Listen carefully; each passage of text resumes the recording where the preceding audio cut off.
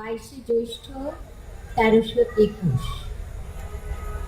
কল্যাণে এসো যৌবনী দাও রাজটিকা লেখাটি আমার খুব ভালো লাগলো, খুব উজ্জ্বল এবং শালীন।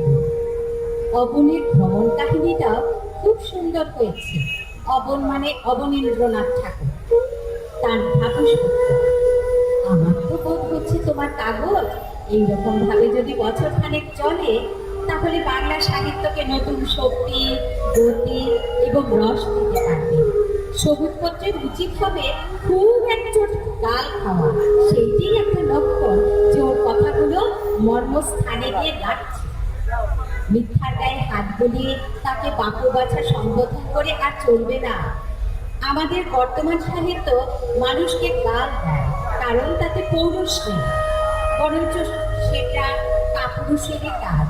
কিন্তু যেখানে যথার্থ বীর্যের দরকার, সেখানে শয়তানের সঙ্গে লড়াই।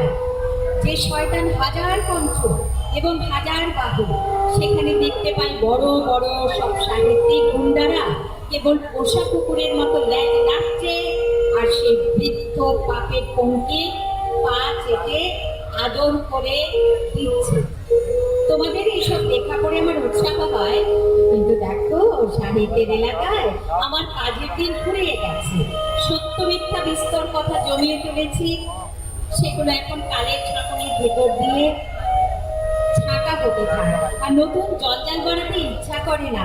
এখন নিজের জীবনটা সম্পূর্ণ সত্য করতে পারবো, এই বেদনায় আমাকে দিন রাত্রি জাগিয়ে রেখেছে।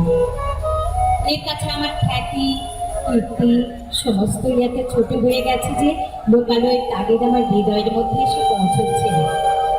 যাক, এসব কথা আলোচনার বিষয় তো এটা নয়। যে কথাটি বলবার জন্য চিঠি লিখতে বসেছি, সেটি খুব দীর্ঘ কিছু নয়। সেটি হচ্ছে বাহবা, সাবাস, সোভানাল্লাহ, ইতি শ্রী রবীন্দ্রনাথ ঠাকুর।